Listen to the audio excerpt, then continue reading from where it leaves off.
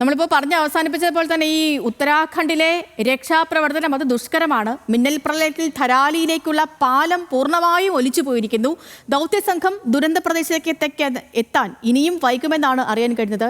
News Malayalam സംഘവും ദുരന്ത മേഖലയിലേക്കുള്ള ദുഷ്കരമായ യാത്രയിലാണ്. അതിനിടയിൽ ശരത്ലാൽ കൂടുതൽ വിശദാംശങ്ങൾ നമുക്ക് പങ്കുവെക്കും. ശരത്ത്, ധരാലിയിലേക്കുള്ള യാത്രയിലാണ്. ശരത്ത്, നമ്മൾ രാവിലെയും ഒക്കെ സംസാരിക്കുന്ന സമയത്തും അവിടെ ദുഷ്കരമായിരുന്നു രക്ഷാപ്രവർത്തനം. കാരണം മഴയൊട്ടും തോർത്തിട്ടുണ്ടായിരുന്നില്ല. മാത്രമല്ല ഇടയ്ക്കിടെ മലവെള്ളപ്പാച്ചിൽ ഉണ്ടാകുകയായിരുന്നു. സൈന്യത്തിന് അവിടേക്ക് എത്താനും പാടുപെടുന്നുണ്ടായിരുന്നു. ഇപ്പോൾ ഏറ്റവും ഒടുവിലെ അപ്ഡേറ്റ് എന്താണ്? ഇപ്പോൾ ശരത്തിന്റെ ഫ്രെയിമിൽ മഴ കാണുന്നില്ല, മഴ കുറച്ചൊന്ന് മാറി നിൽക്കുന്നുണ്ടെന്ന് തോന്നുന്നു. അങ്ങനെയാണെങ്കിൽ ഈ രക്ഷാസംഘത്തിന് കുറച്ചും കൂടി വേഗം ദുരന്തബാധിത മേഖലകളിലേക്ക് എത്താൻ കഴിയുമല്ലേ?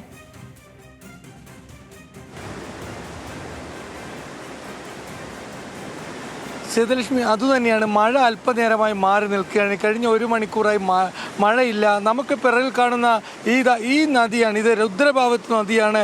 ഇതാണ് മലവെള്ളപ്പാച്ചിൽ. ഈ നദിയിലൂടെയാണ്, ഈ നദിയിലെ വെള്ളമാണ് സത്യത്തിൽ ഒരു ഗ്രാമത്തെ തന്നെ ഇല്ലാതാക്കിയത്. ഇപ്പോഴും ശക്തമായ മലവെള്ളപ്പാച്ചിൽ തുടരുകയാണ് എന്ന് തന്നെ പറയേണ്ടി വരും. നമ്മൾ വളരെ അടുത്താണ്, ഈ ഗ്രാമത്തിൻ്റെ വളരെ അടുത്താണ്. എന്നാൽ നമുക്ക് ആ ഗ്രാമത്തിലേക്ക് പ്രവേശിക്കാനുള്ള ഒരു വലിയ പാലം ഈ മലവെള്ളപ്പാച്ചിൽ തകർന്നു പോയിട്ടുണ്ട്. അതാണ് ഒരു വളരെ പ്രധാനപ്പെട്ട ഒരു വിഷയം. അത് ഇപ്പോൾ സൈന്യം, ബോർഡർ സെക്യൂരിറ്റി ഫോഴ്സ് അത് ഇപ്പോൾ ഉണ്ടാക്കുകയാണ്, താൽക്കാലികമായി ഉണ്ടാക്കിയാണ്. അതിനുശേഷമായിരിക്കും കാര്യങ്ങൾ അത് വളരെ വേഗത്തിൽ എത്തുക.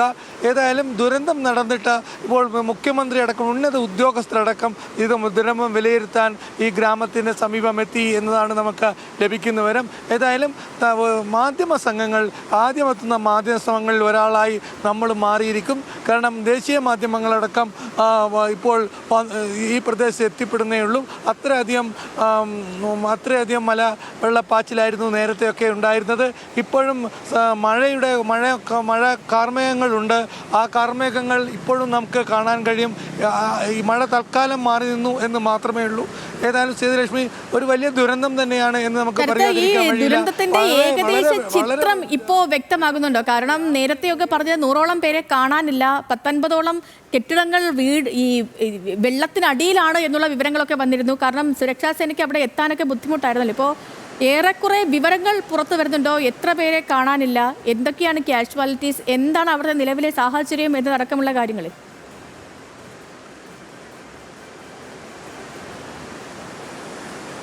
സേതുലക്ഷ്മി, 75 പേരെ കാണാനില്ല എന്നാണ് ജില്ലാ ഭരണകൂടം പറയുന്നത്. എന്നാൽ അതിൽ കൂടുതൽ പ്രാദേശികവാസികൾ പറയുന്നത് 150ഓളം പേരെ കാണാനില്ല. അതായത് ഒരു ഗ്രാമം തന്നെ മണ്ണിനൊടിയിലാണ് എന്നാണ് പ്രദേശവാസികൾ പറയുന്നത്. എന്നാൽ സർക്കാരിൻ്റെ കീഴിലുള്ള രേഖകൾ, ആധാർ രേഖകൾ ഇത് വെച്ചിട്ടുള്ള ഒരു അന്വേഷണമാണ് സർക്കാർ ഇപ്പോൾ നടത്തുന്നത്. ഏതായാലും മൊബൈൽ ടവർ കേന്ദ്രീകരിച്ചുള്ള അന്വേഷണം ഇപ്പോൾ തുടക്കമിട്ടിട്ടുണ്ട്. മുഖ്യമന്ത്രി അതിന് ആവശ്യപ്പെട്ടിട്ടുണ്ട്. ഏതൊക്കെ മൊബൈലായിരുന്നു ആ സമയങ്ങളിൽ അവിടെ ഉണ്ടായിരുന്നത്, ആ മൊബൈൽ ഉപയോഗിച്ച വ്യക്തികളെക്കുറിച്ച് ഇത്തരത്തിലുള്ള ശാസ്ത്രീയമായ ഒരു കാര്യമാണ് ഇപ്പോൾ നടത്തിക്കൊണ്ടിരിക്കുന്നത്. അതുകൊണ്ട് തന്നെ നമുക്ക് പറയാൻ പറ്റുന്ന ഒരു കാര്യം, കൃത്യമായ ഒരു കണക്ക് സർക്കാരിൻ്റെ പക്കലില്ല. ഇപ്പോൾ സർക്കാർ അതിന് വ്യക്തമാക്കിയത്, ജില്ലാ കളക്ടർ വ്യക്തമാക്കിയത്, ഇപ്പോൾ രക്ഷാപ്രവർത്തനമാണ് പ്രാധാന്യം, മറ്റു കാര്യങ്ങളൊക്കെ പിന്നെ എന്നാണ് നമ്മളോട് സംസാരിച്ചത്. ഏതായാലും അതുതന്നെയാണ് ഇപ്പോൾ പ്രധാനം സർക്കാരിന് മുമ്പിൽ. രക്ഷാപ്രവർത്തനം തന്നെ പൂർണ്ണ രൂപത്തിൽ ഇപ്പോഴും രക്ഷാപ്രവർത്തനം എത്തിയിട്ടില്ല. സേതുലക്ഷ്മി, ഈ പാലം നിർമ്മാണത്തിന്റെ പ്രോഗ്രസ് എന്താണ് ശരത്ത്?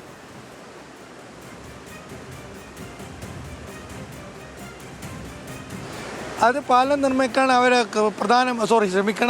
ആർമിക്ക് 4 മണിക്കൂറാണ് ആർമി ആവശ്യപ്പെട്ടതെന്നാണ് നമുക്കറിയുന്നത്. പക്ഷേ പാലത്തിനുള്ള സാമഗ്രികൾ കൊണ്ടുവരാനുള്ള താമസമാണ് ഇതിനുള്ള പ്രശ്നം. താൽക്കാലിക പാലമാണ്. അത് നമ്മൾ ചൂരമലയിൽ നിർമ്മിച്ച മാതിരി ആ രീതിയിലുള്ളൊരു പാലം നിർമ്മാണത്തിന് 4 മണിക്കൂറാണ്. 4 മണിക്കൂർ മുതൽ 6 മണിക്കൂർ വരെയാണ് സൈന്യം ആവശ്യപ്പെടുന്നത്. എന്നാലും ഇതിന് കാത്തു നിൽക്കാതെ കാൽനടയായിട്ട് NDRFും അതേപോലെ തന്നെ തിബത്തൻ പോലീസും അതേപോലെ ആർമിയും തിരച്ചിൽ ആരംഭിച്ചിട്ടുണ്ട്. പ്രദേശത്ത് ഗ്രാമങ്ങളിൽ എത്തിയിട്ടുണ്ട് എന്നാണ് നമുക്ക് ഇപ്പോൾ ലഭിക്കുന്ന വിവരം. നേരത്തെ ഇവിടെ ഇപ്പോൾ ഈ മലയാളികളടക്കം 1-2 പേരൊക്കെ ഈ സംഘത്തിൽ, അതായത് ഗംഗോത്രിയിലേക്കുള്ള യാത്രയിൽ ഉണ്ടായിരുന്നു. അപ്പോൾ അവരുമായിട്ട് ഇപ്പോൾ ബന്ധപ്പെടാൻ കഴിയുന്നില്ല എന്നുള്ള വിവരങ്ങൾ കൂടിയൊക്കെ വരുന്നുണ്ട്. ഇപ്പോൾ ശരത്ത്, അവിടെ നിൽക്കുമ്പോൾ, പ്രദേശത്ത് നിൽക്കുമ്പോൾ അങ്ങനെ എന്തെങ്കിലും വാർത്തകൾ കൂടിയൊക്കെ വരുന്നുണ്ടോ?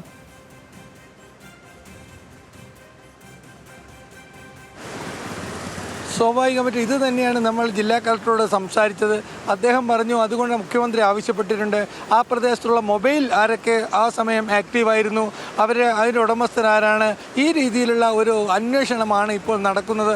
അത് കേരളത്തിൽ നിന്നുള്ള തീർത്ഥാടകരായാലും ശരി അവരുടെ മൊബൈൽ അവിടെ ആക്റ്റീവായിരുന്നോ ഇല്ലേ എന്നതാണ് ഇപ്പോൾ നോക്കുന്നത്. ഒരു കാര്യമുണ്ട്, ഇവിടെ വൈദ്യുതി നിലച്ചിട്ടുണ്ട്. അതുകൊണ്ട് തന്നെ സെൽഫോൺ ചാർജ് ചെയ്യാനുള്ള സംവിധാനം വളരെ കുറവാണ്. അതുകൊണ്ട് തന്നെ അത്തരം സെൽഫോൺ സ്വിച്ച് ഓഫ് ആയതുകൊണ്ട് മാത്രം ഒരു വ്യക്തി അപകടത്തിൽപ്പെട്ടു എന്ന് അനുമാനിക്കാൻ കഴിയില്ല എന്നും ജില്ലാ കളക്ടർ വ്യക്തമാക്കുന്നുണ്ട്. സേതുലക്ഷ്മി. ഓക്കെ ശരത്ത്, ശരി. അപ്പോൾ ശരത്ത് സേഫായിട്ട് നിൽക്കൂ. ശരത്തിലേക്ക് വീണ്ടും എത്താം, വിവരങ്ങൾ തേടി എത്താം.